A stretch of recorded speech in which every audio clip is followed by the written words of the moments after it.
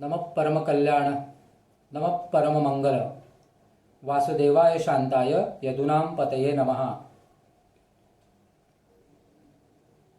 अधिक महिन्यातल्या या पुण्यपावन पर्वातल्या 15 दिवसांची ही निरूपण मालिका खरोखरच एक पर्वणी स्वरूपातच आपण साजरी करतो आहोत। एक वेगळा विचार घेऊन, एक दृष्टिकोन घेऊन आपल्या उपासनेला, आपल्यामध्ये असलेल्या पारमार्थिक श्रद्धेला किंवा आध्यात्मिक दृष्टिकोनाला एक वेगळं परिमाण प्राप्त होईल का, याचा सुद्धा आपण वेध घेतो आहोत। म्हणून गेले 2 दिवस मी ज्याचा उल्लेख करतोय की ज्या आधुनिक युगामध्ये आपण राहतो, ज्या विज्ञान युगाचं आपण प्रतिनिधित्व करतो, किंबहुना त्या विज्ञान युगातली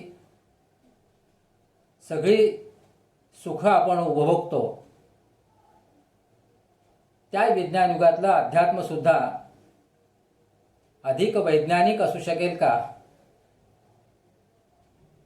आता काहींना असा प्रश्न पडू शकतो की अध्यात्म हेच एक मोठं विज्ञान आहे। मान्य आहे, खरं आहे। परंतु ज्या युगामध्ये आपण राहतोय त्या युगामधल्या संदर्भांचा विचार करत,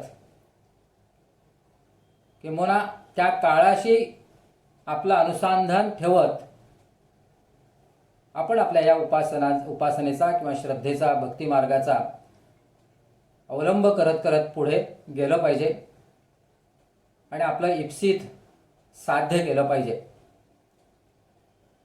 आता उपासनेमध्ये इप्सित असतं का?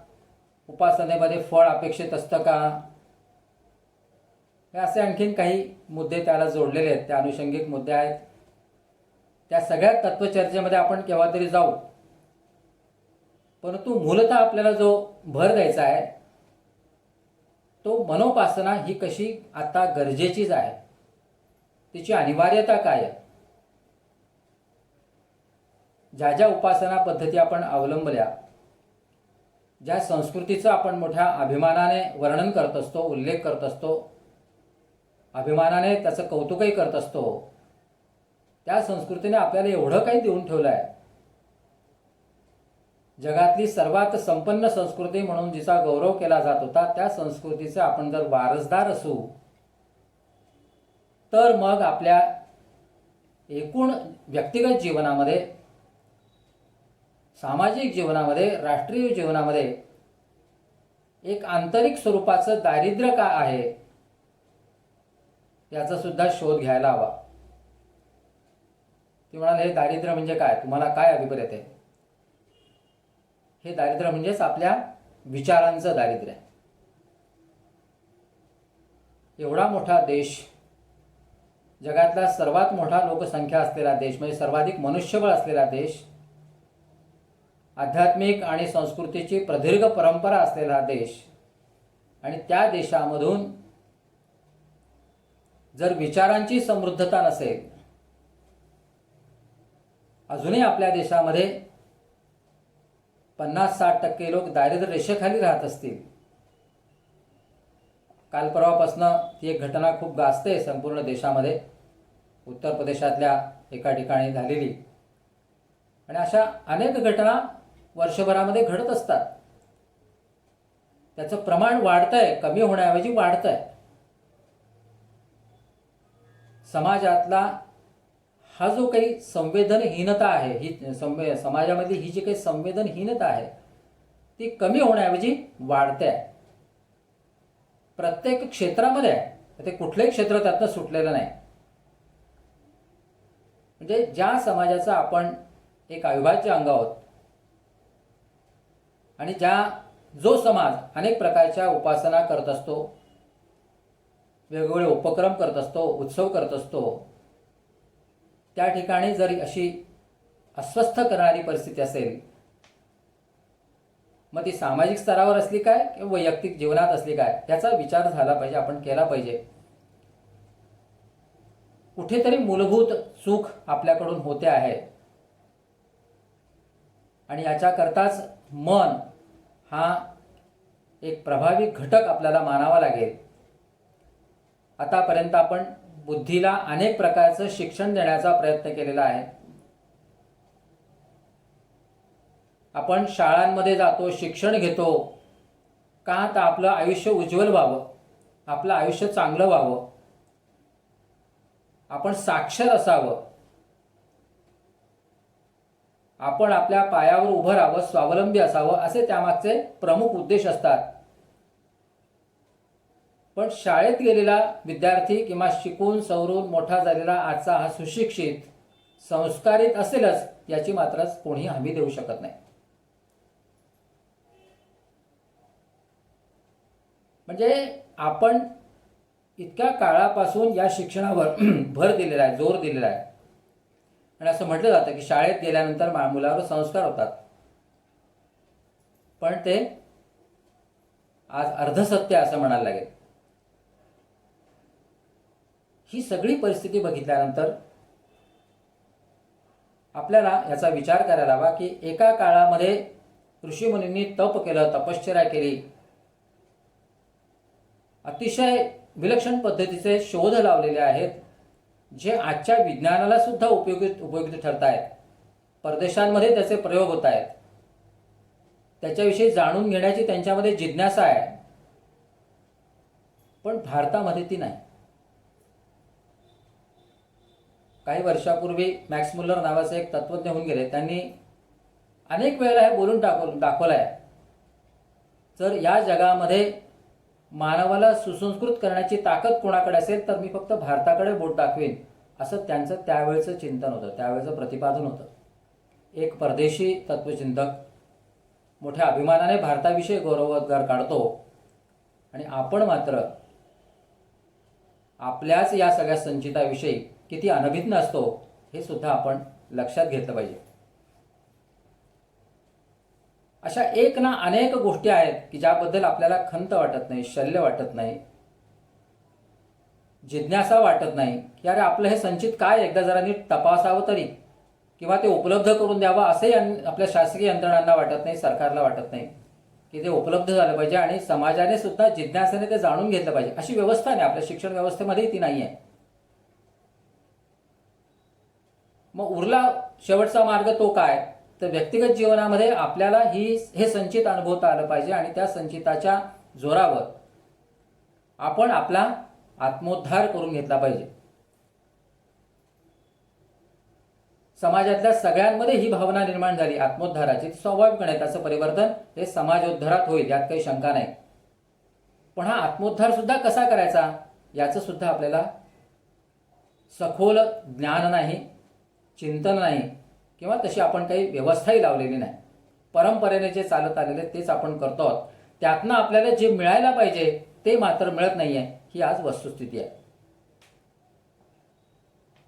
म्हणून आपण जेव्हा आत्मज्ञान, आत्मोद्धार या अर्थाने आपल्या उपासनेकडे पाहतो आणि मनोपासनेचा विचार करतो, त्यावेळेला या मनोपासनेतनं आपल्याला आत्मोपलब्धी होईल का या विचारापर्यंत आपण काल येऊन पोहोचलो होतो. ही आत्मोपलब्धी म्हणजे काय, शब्द तर मोठा वाटतो एकदम,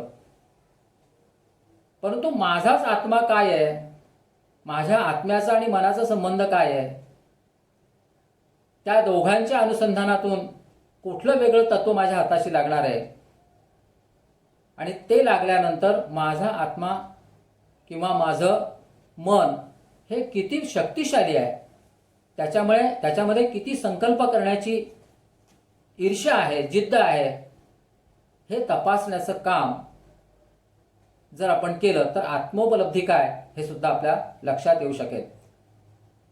आपल्याजवळच आपला आत्मा आहे, पण जसं अर्जुनाचं सर होतं, तो जसा आत्मविस्मृत होता तसंच आपण सुद्धा आत्मविस्मृत आहोत. खरं तर आपण जास्त आत्मविस्मृत आहोत. आपण फक्त आपल्या स्वार्थापुरते जागृत असतो, परंतु नेमका आत्मा म्हणजे काय, त्याचा आणि माझा संबंध काय, मनाचा आणि त्याचा संबंध काय, याबद्दल कधी आपण समग्रतेने विचार करत नाही. आणि म्हणून ह्या मनोपासनेकडे आपल्याला वेगळ्या दृष्टीने पाहावं लागेल. म्हणजे एकेकाळी असं होतं, ऋषीमुनी हे एकांतात जाऊन, वनामध्ये जाऊन मनाशी संवाद साधायचे. त्यांना त्यावेळेला एकांत लागायचा. एकांत या शब्दामध्ये फार मोठा अर्थ आहे. जिथे एकटेपणाचा, म्हणजे तुम्ही जे एक जिथे जातात, एक म्हणून तुम्ही जिथे जातात, तो एकपणा, त्याचाही जिथे अंत होतो, त्याचंही तुम्हाला जिथे भान राहत नाही, तुमचं स्वतःचंही जिथे तुम्हाला विस्मरण होतं, तो एकांत असतो. एकांत याचा अर्थ किंवा रानामध्ये जाऊन शांतपणे बसला आहे, बाकी कुठलंही व्यवधान नाही आहे, जसाचं शहरी भागामध्ये असतं, त्यापेक्षा कुठेतरी डोंगरदरांमध्ये जाऊन राहायचं आणि फक्त निसर्गाच्या सान्निध्यात राहिलं म्हणजे एकांत उपभोगला, असं नाही आहे. इतक्या मोठ्या एकांतात जाऊन पुन्हा स्वतःमधल्या एकपणाचा जो एक आविर्भवन असतं, त्याचं तिथे विसर्जन करायचं असतं. तो एकांत सुद्धा तिथे नाहीसा करायचा असतो. आणि असा हा एकांत अनुभवणं आणि त्यातनं काहीतरी साधना करणं, अशा प्रकारची तपश्चर्या प्राचीन काळी होत होती. काळ बदलला. संतांच्या काळामध्ये हीच उपासना त्यांनी जितका मिळेल त्या पद्धतीने एकांत उपभोगलाच, परंतु हीच उपासना त्यांनी समाजात आणून पोहोचवली. समाजाला कार्यप्रवण केलं, समाजाला ती शिकवली. आणि शिकवत असताना त्यांचाही हा उद्देश हाच होता की तुमच्या मनावर तुम्ही संस्कार करून घ्या, तुमच्या जीवनाचा तुम्हाला उद्धार करता आला पाहिजे. आणि तो उद्धार परमेश्वराच्या सान्निध्यात होऊ शकतो. आणि मग सातत्याने परमेश्वराशी अनुसंधान ठेवणारे हे संत आपल्यासाठी एका सत्संगाचा मोठा विषय आहेत. ते आपल्याला सत्संग मिळवून देतात आणि अशा संतांच्या संगतीत राहून आपणही आपला आत्मोद्धार करून घ्यावा, अशा प्रकारची भावना समाजामध्ये निर्माण झाली. आज परिस्थिती काय आहे? आज परिस्थिती तशी नाही. संतही उपलब्ध नाहीत, ज्ञानेश्वर नाहीत, तुकाराम नाहीत, रामदास नाहीत, फक्त त्यांचे ग्रंथ उपलब्ध आहेत. आज जे काही तपश्चर्या करणारे साधक आहेत, ज्यांनी खरोखर संन्यास घेतलेला आहे, आपल्या तपोबळावर ते काही ना काही साधना करत असतात, परंतु त्यांना सुद्धा अपेक्षित असलेला एकांत मिळत नाही. त्यांच्याही साधनेमध्ये अनेक व्यवधान येत असतात. आणि मग त्यांच्याबरोबरचा सत्संग घडवणं हे एक मोठं कठीण काम होऊन बसलेलं आहे. ही आजची परिस्थिती आहे. म्हणजे ते संतांची जी परिस्थिती असेल, आजच्या जे काही संत आहेत, साधक आहेत, त्यांची जर ही परिस्थिती असेल, तर सामान्य माणसाची अवस्था किती बिकट असेल याची आपण कल्पना करू शकतो. आजच्या माणसाला तर एकांत मिळणं हे फारच दुरापास्त आहे. मग काय केलं पाहिजे? तर आपण आपल्या मनातच एकांत शोधायचा आहे. आपल्या मनाची उपासना करतानाच आपल्यातला जो काही एकपणा आहे किंवा आपल्यामधला जो काही मीपणा आहे, तो त्या सगळ्याचा अंत करायचा आहे. म्हणजेच मनालाच ईश्वररूप मानून इकडे तिकडे कुठे न जाता, किंवा जिथे जिथे तुम्ही जाल तिथे तिथे याच मनाला बरोबर घेऊन जायचं, याच मनाला ईश्वर ठरवायचं, याच मनाला आराध्य मानायचं आणि त्याच्याबरोबरचा हा एकांत अनुभवायचा की तू आणि मी वेगळा नाही, तूच आहे सगळं काही आणि तू माझ्याबरोबर सतत असतो, म्हणून माझ्याकडनं सगळे हे क्रियाकर्म घडत असतात, किंबहुना ते अतिशय पवित्र होऊन घडावेत. ज्या मनाला वेदांनी किंवा अनेक सिद्ध पुरुषांनी परमशक्ती म्हटलंय, अमरशक्ती म्हटलेलं आहे, त्या शक्तीचा आविर्भाव माझ्या हृदयामध्ये आहे, माझ्या अंतःकरणामध्ये आहे. आणि इतकं शक्तिशाली मन जर माझ्याजवळ असेल तर ते मन माझ्यासाठी ईश्वर रूपच आहे. या अनेक प्रकारच्या शक्तीने बलदंड असलेलं, बलसंपन्न असलेलं हे जे मन आहे, त्याच्याशी आपण एकरूप होणं हे केव्हाही आपल्या फायद्याचं आहे. फायदा म्हणजे मी आजच्या त्या फायदा तोटा अशा अर्थाने घेऊ नका, पण आपल्या लाभाचं आहे, आपल्या हिताचं आहे. पर्यायाने आपल्यासाठी ते आत्मोपलब्धी करून देणार आहे, आत्म्याचा आणि आपला परिचय घडवणार आहे. आणि ह्या आत्मोपलब्धीतनं आपल्याला निश्चितच वेगळ्या प्रकारचं दर्शन घडेल, आपलाच आपल्याशी नीट परिचय होईल आणि आपल्याजवळच असलेले हे संचित किती दिव्य स्वरूपाचं आहे याचा देखील आपल्याला अनुभव घेता येऊ शकतो. दुर्दैवाने आतापर्यंत आपण या मनाच्या बाबतीत खूप वेगवेगळे समज करून घेतले, गैरसमज करून घेतले. मनाची शक्ती आपण ओळखलेली नाही. मनाला ईश्वर बनवायचं आहे आणि त्याच्या शक्तीची आराधना करायची. हा तर खरं तर जगाचा नियमच आहे. ज्या ज्या शक्तिसंपन्न गोष्टी असतात त्याचीच आराधना होत असते. उगवत्या सूर्याला नमस्कार ही तर अगदी आपल्याला माहिती असलेली गोष्ट आहे. पण आपल्यापेक्षा कोणी बलदंड दिसला तर आपण सुद्धा एक पाय मागे सरकतो. अगदी आपल्या दैनंदिन जीवनातली उदाहरणं अशी तरी कितीतरी आहेत की आपला मोठा साहेब असला, त्याच्याकडे जर अधिकार असतील, सत्ता असेल, तरी आपण किती नम्रतेने वागतो, कारण त्याच्याकडे अधिकार आहेत. ही जर मानसिक अवस्था असेल, विचार करण्याची पद्धती असेल, तर संपूर्ण जीवनाचं उन्नयन घडवणारं हे जे मन आहे, त्या मनाला आपण जर ओळखलं नाही, एवढ्या मोठ्या शक्तिसंपन्न मनाशी आपण जर सलगी केली नाही, तर आपण आपल्या इतके दुर्दैवी कोणी नाही. म्हणून आजचा काळ असा आलाय, विज्ञानयुग असा आलाय की या मनाचं विज्ञान आपण समजून घेण्याची गरज आहे. सायकॉलॉजी वगैरे या जरी अंगाने तुम्ही गेलात तरी या मनाला एक शक्ती म्हणूनच तिथे सुद्धा मानलं गेलंय, चैतन्य म्हणूनच मानलं गेलंय. अगदी आजच्या विज्ञान युगातलं फिजिक्स असं म्हणतं की तुम्ही मॅटरचं म्हणजे ते पदार्थ विज्ञानातले जे शास्त्रज्ञ होते ते मॅटर शोधायला निघाले. त्यातली भूतमात्रा काय आहे, म्हणजे भौतिकता काय आहे हे शोधायला निघाले या विश्वातली. आणि शोधता शोधता त्यांना एनर्जी सापडली, शक्ती सापडली, ऊर्जा सापडली. आणि आता त्याच ऊर्जेचं संशोधन करता करता ते थोडेसे गोंधळलेत की नेमकं यात काय आहे. परंतु अंततोगत्वा ते चैतन्यच आहे. आणि त्याच चैतन्याचा आजच्या विज्ञानाला सुद्धा स्वीकार करावा लागलेला आहे. मग अणू, परमाणू हे सगळं पुढे विज्ञानाने सिद्ध करून दाखवलेलं आहे. अगदी आईन्स्टाईनचा सुद्धा प्रसिद्ध जो शोध आहे E=mc², तो सुद्धा याच धर्तीचा आहे. त्याने सुद्धा ऊर्जेचंच प्रतिपादन केलं आहे. तर ही जर ऊर्जा या संपूर्ण विश्वामध्ये भरून राहिलेली असेल आणि आपण जर यथा पिंडे तथा ब्रह्मांडे याच सूत्राचं किंवा श्रुतीचं अनुसरण करणार असू, तर मग या शरीरपिंडामध्ये जी काही ऊर्जा आहे, जी मनोरूपी ऊर्जा आहे, तिचं आपल्याला नक्कीच मनोभावे पूजन करावं लागेल, अर्जन करावं लागेल. त्या शक्तीला शरण जावं लागेल. आपण मनाची शक्ती ओळखली नाही, मनाला आपण गुलाम बनवलं आणि आपणच गुलाम झालेलो आहोत. आणि त्याच गुलामीचं आयुष्य आपल्याला जगावं लागतं आणि त्याचंच प्रत्यंतर आपल्या उपासनांमध्ये घडतं. तास 2 तासाची उपासना झाली की आपण आपले बाकीचे सर्व व्यवहार करायला मोकळे होतो. जे नामस्मरण करत असताना ज्या परमेश्वराशी आपण अतिशय प्रामाणिक राहण्याचा प्रयत्न करत असतो, पण त्याचं आयुष्य हे फक्त 2 तासापुरतं असतं. नंतरचा जो उरलेला काळ असतो तो आपण आपल्या तडजोडी करण्यामध्ये, समझोते करण्यामध्ये, आपल्या मनाला वाटेल तसं ॲडजस्ट करण्यामध्ये घालवत असतो. हा सर्वात मोठा पराभव आहे. इतकी प्रचंड शक्ती ज्या मनुष्याकडे आहे त्या माणसाकडनं अशा प्रकारची कृती दैनंदिन जीवनामध्ये घडत राहणं, याचाच अर्थ कुठेतरी तो एक मूलभूत स्रोत हरवून बसलेला आहे. एखादी खाण असते, म्हणजे सोन्याची खाण आहे पण त्याची जाण नाही, तसला हा सगळा प्रकार ठरतो.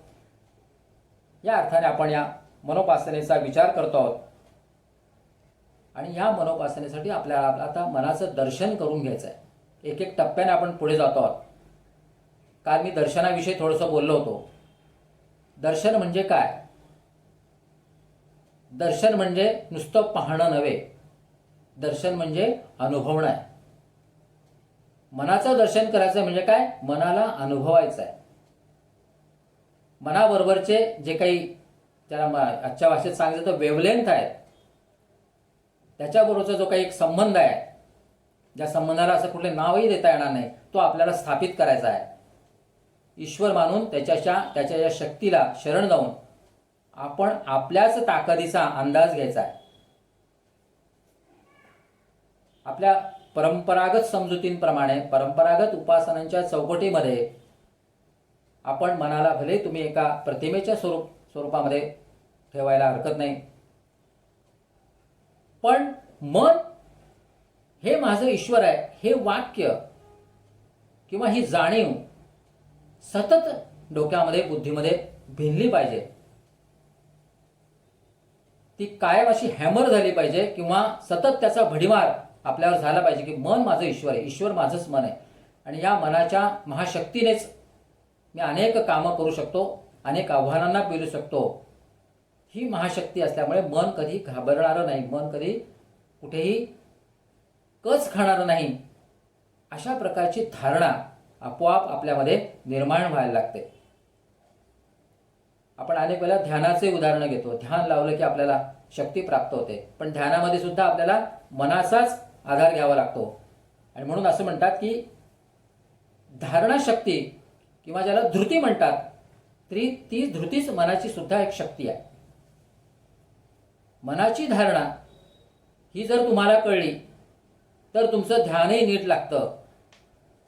धारण करणं या अर्थाने तुम्ही जर मनाची शक्ती नीट समजून घेतली किंवा धृती म्हणून त्याचा जो उल्लेख केला गेलाय तो जर जाणला तर आपल्याला मनामध्ये दडलेल्या या ऊर्जेची सुद्धा कल्पना येऊ शकते आणि हे दर्शन रोजचं किंबहुना कायमचं आपल्याबरोबर जर होत राहिलं, जिथे जिथे जाल तिथे ते तुमच्याबरोबर मन असेल आणि या मनाचं दर्शन करायचं, जाता येता मनाशीच संवाद साधायचा, मनरूपी ईश्वराबरोबर बोलायचं की माझं मन ईश्वररूप आहे, माझं मन ईश्वररूप आहे, हे ईश्वररूप मन माझ्याबरोबर आहे, मी त्याच्या सोबतीने चाललो आहोत.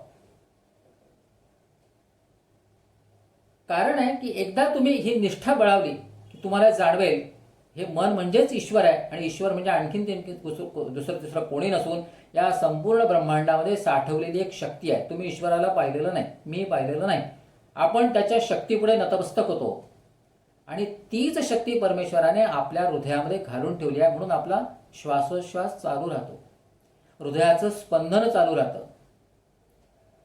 म्हणूनच तर त्याला हृदयस्थान दिलंय. भगवंताला हृदयस्थान का दिलंय? कृष्णाने का म्हटलंय की मी मन आहे, मलाच तू माझंच ते पूजन कर, का म्हटलंय की त्याने आपल्याबरोबर जोडलेला हा जो हृदयस्थ संबंध आहे हा आपण समजून घ्यायला हवा, जाणून घ्यायला हवा. आपण आजच्या विज्ञान युगामध्ये वावरतो आहोत. इतक्या जवळ असलेलं हे सगळं महाशक्तीचं महाभांडार खऱ्या अर्थाने आकलन करण्याची आता वेळ आलेली आहे आणि उपासनेमध्ये ही मनोपासना जितकी बलवत्तर होत जाईल तितक्या आपल्या सगळ्या उपासना, म्हणजे ही उपासना करत असताना तुम्ही भले नामस्मरण केलं, तीर्थयात्रांना गेला, आपल्या कुलदेवचं स्मरण केलं, तरी तीच मनरूपाने तुमच्या समोर येईल, तीच तुमच्या मागे पुढे मनरूपाने तुमचं संरक्षण करेल. म्हणूनच रामदासांनी कुठेतरी म्हटले की नयनेची पाहावा नयन, मने शोधावा मन, तैसाची हा भगवान सकळा घरी. डोळ्यांनीच आपण दुसऱ्याच्या डोळ्यांकडे पाहत असतो, त्याच पद्धतीने आपल्याच मनाला आपण आपल्याच मनाने बघायचं आहे. सिद्धांत किंवा तात्विक रूपाने जर हे नीट समजून घेतलं तरी लक्षात येईल. हे पाहणं कधी आपलं होत नाही, उपासना होत राहते, मन एकाग्र करण्याचा प्रयत्न होत राहतो, पण मन एकाग्र करण्यामध्ये आपली बरीच मोठी शक्ती वाया जाते. पण जर का दर्शन झालेलं असेल तर मात्र खूप वेगळा अनुभव स्वाभाविकपणे येतो. तो भले क्षणाचा असेल, अर्ध्या क्षणाचा असेल, पण तो येणारा अनुभव हा दीर्घकाळ परिणाम करणारा ठरतो. फक्त तो जाणवण्याची आपली शक्ती विकसित करायला लागेल, निष्ठा बळवावी लागेल आणि आपल्याच अंतरात्म्यामध्ये असलेल्या या सर्व शक्तिमान मनाला सुद्धा ईश्वर मानून आपल्याला उपासना वाढवावी लागेल. मनोपासनेमध्ये क्रियेपेक्षाही खरं तर निष्क्रियतेला महत्त्व आहे. मी पुन्हा उल्लेख करतो, मनोपासनेमध्ये क्रियेपेक्षा, म्हणजे मी हे वाहिलं, हे पूजन केलं, याच्यापेक्षा निष्क्रियतेला महत्त्व. ही निष्क्रियता काय? तर केवळ मन आणि आपण यातलं अनुसंधान, हे अनुभवणं, याचं दर्शन घेणं, एवढंच अभिप्रेत आहे. आता याला सुद्धा तुम्ही क्रिया म्हणू शकता, नाही असं नाही, परंतु आपल्या रूढार्थाने आपल्याला ज्या क्रिया आहेत त्या सगळ्या टाळायच्या आहे आणि एक निष्क्रिय अवस्था उपभोगायची आहे, ज्यामध्ये दर्शनाचा आपल्याला लाभ करून घ्यायचा आहे. या दर्शनाचा लाभ झाला तर माणूस कुठल्या स्तराला पोहोचतो याची एक छोटीशी कथा सांगतो आणि आजचं निरूपण मी थांबवतो. दक्षिण भारतामध्ये तिरुवल्लुवर म्हणून एक प्रसिद्ध संत होऊन गेले. तुम्ही सर्वांनी त्यांचं नाव ऐकलं असेल. आपल्या साधनेमधनं त्यांनी काय प्राप्त केलं होतं हे जाता जाता सांगतो आणि मग आजचं निरूपण संपवतो. तिरुवल्लुवर मूळचे विणकर. त्यांचा पोटापाण्याचा व्यवसाय कपडा विणणं किंवा रेशमाचे कपडे तयार करणं आणि ते बाजारात विकायला नेणं. परंतु हा व्यवसाय जो आहे हा सुद्धा त्यांनी परमार्थाचा एक भाग मानला होता की मला माझी साधना नीट करता यावी आणि त्याच्यासाठी लागणारं हे जे काही उपकरण आहे व्यवसायाचं ते करायचं आणि आपल्या साधनेमध्ये खंड पडू द्यायचा नाही यावर त्यांचा कटाक्ष असायचा. एके दिवशी असंच ते मोठ्या शहरामध्ये बाजारात गेले होते आणि आपलं अतिशय मन लावून म्हणण्यापेक्षा अतिशय एकाग्रतेने जे विणलेलं कापड होतं, तलम स्वरूपाचं कापड, ते विकायला ठेवलेलं होतं. आणि ते बाजारात मांडलेलं असताना एक गुंड तिथे येतो आणि त्याला अशी उटकी येते की हे स्वतःला फार मोठे समजतात, संत समजतात, जरा यांची आपण परीक्षा बघू. आता तो परीक्षा म्हणण्यापेक्षा त्याला त्यांची ती थट्टाच करायची होती आणि त्याने त्यांना विचारलं की हे कापड कसं दिलं वगैरे वगैरे चौकशी करायला सुरुवात केली. त्यांनी त्याची किंमत सांगितली. त्या गुंडाने ते कापड आपल्या हातात घेतलं आणि त्यातले दोष काढायला सुरुवात केली. हे सगळं करत असताना तिरुवल्लुवर यांच्या तोंडून एकही अपशब्द निघाला नाही. तो सातत्याने गुंड असे काही शब्द प्रयोग करत होता, अशी काही कृती करत होता की त्याला असं अपेक्षित होतं की हे तिरुवल्लुवर संतापतील, क्रोधित होतील, आपल्याशी भांडण करतील. अशा पद्धतीने तो त्याने, ज्याला आपण प्रोव्होक करणं म्हणतात, तसा त्याचा सगळा प्रयत्न चालला होता. पण तिरुवल्लुवरांवर त्याचा काही परिणाम झाला नाही. अखेरीस त्या गुंडाने ते एवढं कष्टाने विणलेलं तलम स्वरूपाचं जे रेशमी वस्त्र होतं ते फाडून टाकलं, त्याचे तुकडे तुकडे केले. ते तुकडे तुकडे केल्यावर सुद्धा हे संत महात्मे चिडले नाहीत, क्रोधित झाले नाहीत, फक्त थोडेसे हसले आणि न राहून शेवटी तो गुंड म्हणाला की धन्यवाद तुम्ही, मी एवढं सगळं करतोय पण तुम्ही अतिशय शांतपणाने सगळं सहन करताय, मला खरोखरच आश्चर्य वाटतं याचं. तुमच्या या सगळ्या साधनेला माझा नमस्कार आहे. तर गुंडाला एवढं सुचलं, हे उगाच नाही सुचलं, केवळ त्यांच्या साधनेतनं त्यांच्यावर झालेला हा परिणाम होता. पण त्यावेळेला तिरुवल्लुवरांनी जे उत्तर दिलं आहे ते त्यांच्यातल्या या मनोदर्शनाचं दर्शन घडवतं, मनोदर्शनाची प्रचिती घडवून आणतं. ते म्हणाले की अरे तू हे कपडा फाडला याबद्दल काही माझं काही दुःख नाही, मला काही वेदना नाही त्याची, पण तू हे केवळ माझं नुकसान नाही केलं, याच्याबरोबर तू किती जणांचं नुकसान केलं याचा अंदाज कर. हे कपडा ज्यांनी माझ्याबरोबर ज्या कारागिरांनी विणला होता त्यांच्या कष्टाचं तुला मोल कळलं नाही. त्यांनी अतिशय दिवस रात्र करून आपले डोळे त्याच्यात झिजवले होते, त्यांचं कष्ट तुला, श्रम त्याला दिसले नाहीत. म्हणजे तू माणसाची किंमत केलीच नाही. पुन्हा हे वस्त्र ज्या कापसातून निर्माण झालं तो कापूस पिकवण्याचं काम त्या शेतकऱ्यांनी केलं होतं. जो शेतकरी काही महिने पावसाची वाट पाहतो, शेताची मशागत करतो, बी पेरतो, ते पीक चांगलं यावं म्हणून सतत 4 महिने राबत असतो आणि तो कापूस तो बाजारात आणून विकतो, त्याच्यासाठी तरी तू जरा विचार करायला हवा होता की त्या शेतकऱ्याचा सुद्धा तू अपमान केलेला आहे. आणि खरं तर आहेच म्हणे, शेवटी शेतकरी जरी पीक कमवत असला तरी तो परमेश्वर पाऊस पाडतो आणि म्हणून ते सगळी शेती पिकते, त्यातनं कापूस निघतो, मग त्यातनं वस्त्र निर्माण होतं. शेवटी काय तू त्या परमेश्वराचाच अपमान केला, दुसरा कोणाचा? माझं काही गेलं नाही म्हणे याच्यामध्ये. मी तर त्या परमेश्वराचाच प्रतिनिधी आहे, बाकी काही नाही, त्या परमेश्वराचाच मी एक अंश आहे. हे ऐकल्यानंतर तो गुंड खजील झाला वगैरे, हा भाग सोडून देऊ. परंतु अशा प्रकारची ही जी मनोधारणा आहे ही मनोधारणा सहजासहजी तयार होत नाही.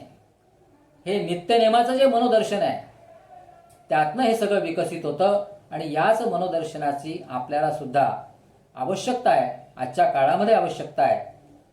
आपलं जीवन आपल्याला यथार्थ करायचं असेल, आपल्याच जीवनाची आपल्याला एक वेगळ्या अंगाने अनुभूती घ्यायची असेल, या विज्ञान युगामध्ये पदोपदी येणाऱ्या सगळ्या अडचणींचा सामना करायचा असेल तर या मनोदर्शनाची आवश्यकता आहे. तीच आपली एक आत्मोपलब्धी असेल. या दृष्टिकोनात आपण या सगळ्या उपासनेकडे बघतो आहोत. आज आपण इथेच थांबू.